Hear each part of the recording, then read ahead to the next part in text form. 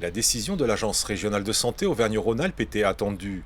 En validant la modernisation des hôpitaux du Léman, fruit de la fusion en 1998 des centres hospitaliers Georges Pianta et d'Évian, l'agence autorise une remise à niveau du centre hospitalier.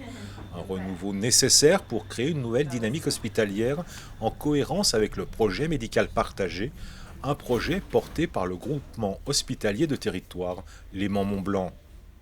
L'hôpital de Thonon, lui, il a l'ancienneté, c'est-à-dire que c'est un hôpital qui fonctionne, mais qui est ancien, et qui a absolument besoin de cette modernisation.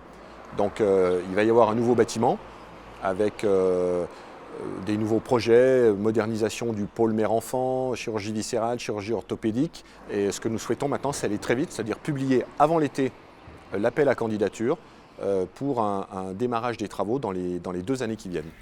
En 2023, date d'achèvement des travaux, les hôpitaux du Léman seront dotés d'un bâtiment moderne d'une capacité de 180 lits regroupant les unités d'hospitalisation complète du pôle chirurgie, du pôle mère-enfant, de court séjour gériatrique et de médecine polyvalente.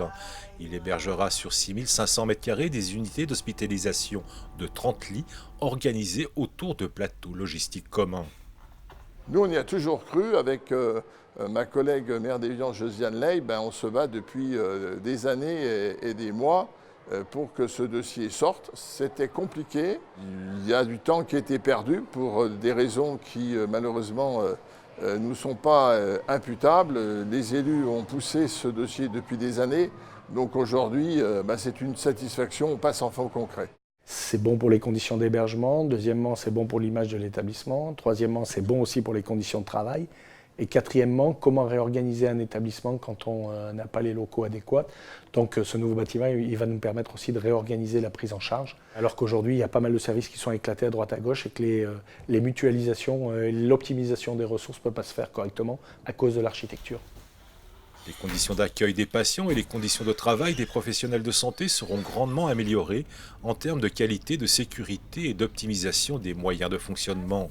Coût de l'opération 30 millions d'euros, dont le financement est assuré pour moitié par l'Agence régionale de santé Auvergne-Rhône-Alpes et pour moitié par le Fonds mutualisé d'investissement du groupement hospitalier de territoire, Léman-Mont-Blanc.